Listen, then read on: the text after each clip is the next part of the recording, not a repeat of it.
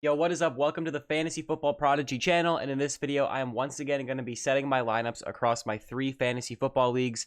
We're in the playoffs, and last week I was not able to make a video because I was out of the country in Scotland, and I just didn't have the means of making a video.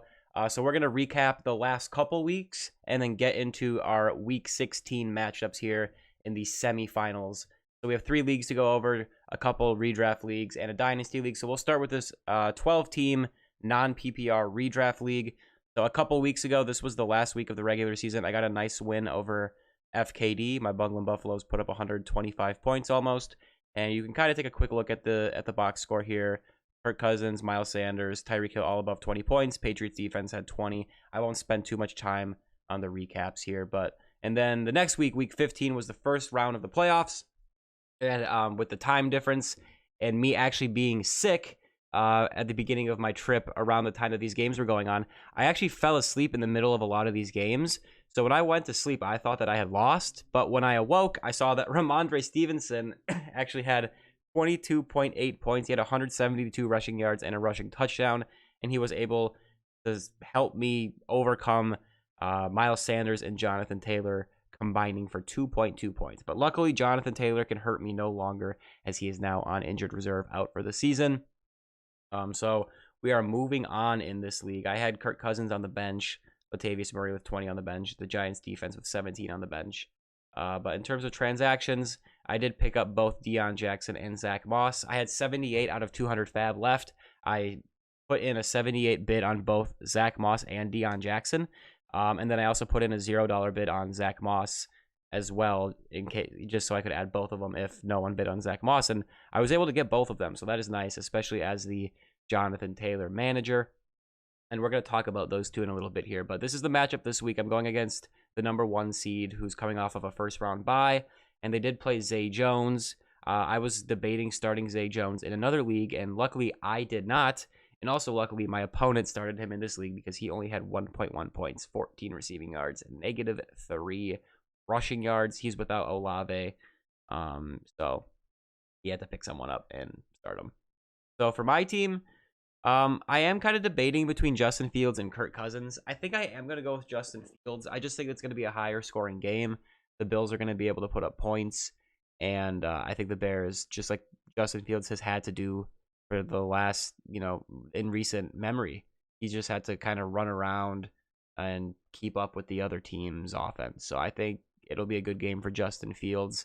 I think he's just a little bit safer than Kirk Cousins just because of his rushing ability.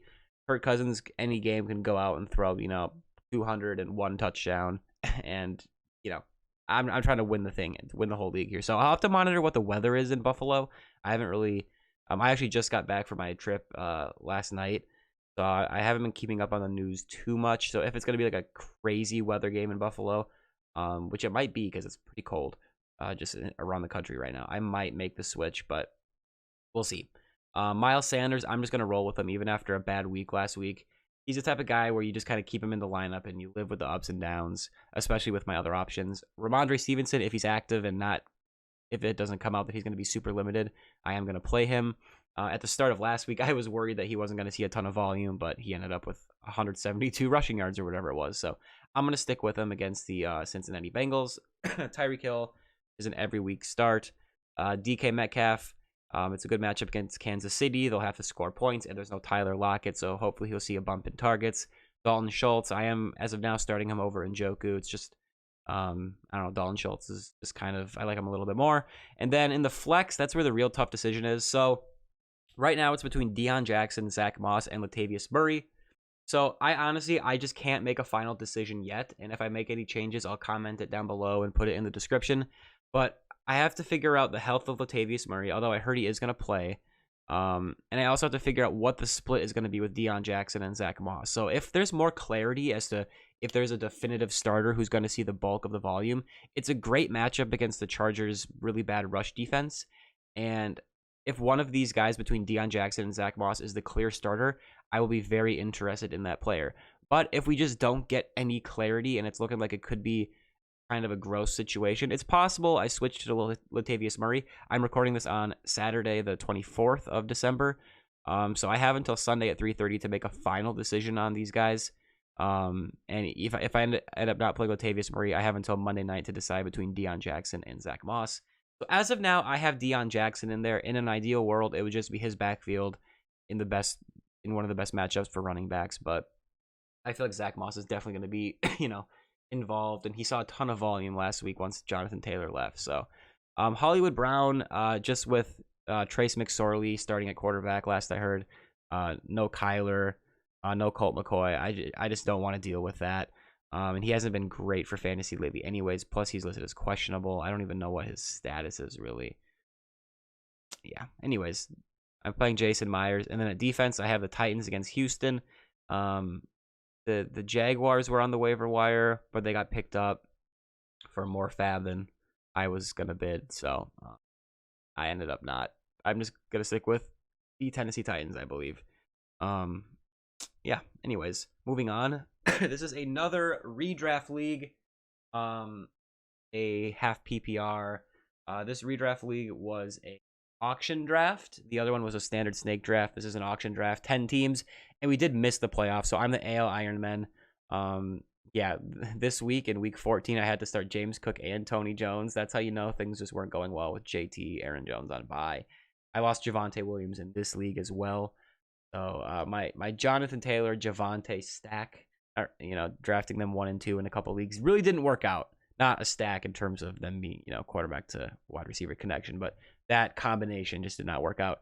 And then the following week, when I was already out of the playoffs, I had a pretty decent week, but I just got smoked by this other team that just decided to pop off. I mean, wow.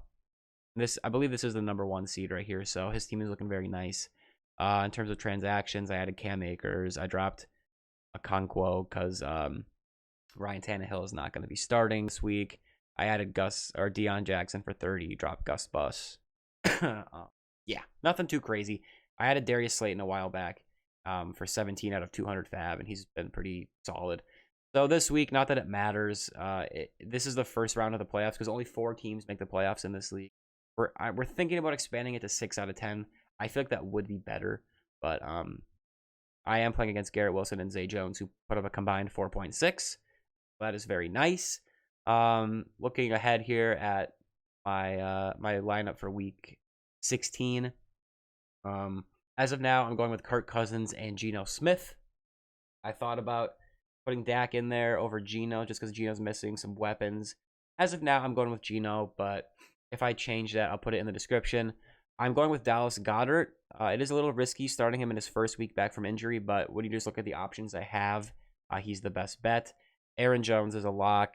Kenneth Walker, if he's active, I'm starting him. Jalen Waddle and DK Metcalf are in no matter what.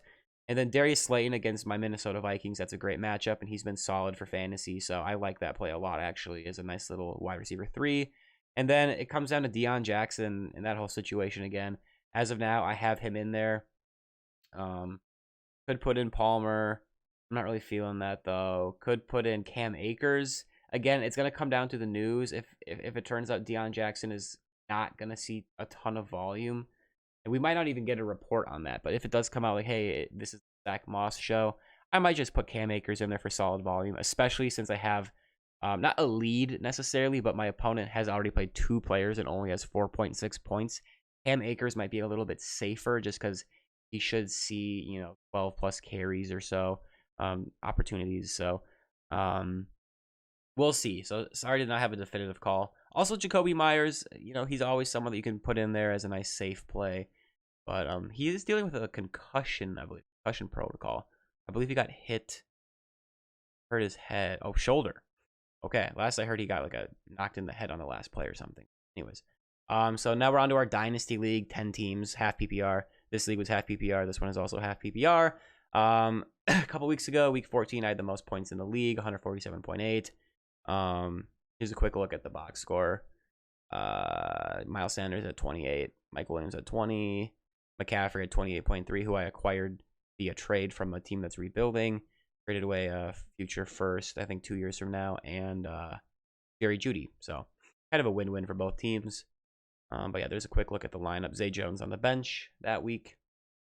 And then week 15, not a great week, but I was able to get a win. And this was the fantasy playoffs. So luckily my opponent just didn't really do much. But for my side, like McCaffrey had a good game.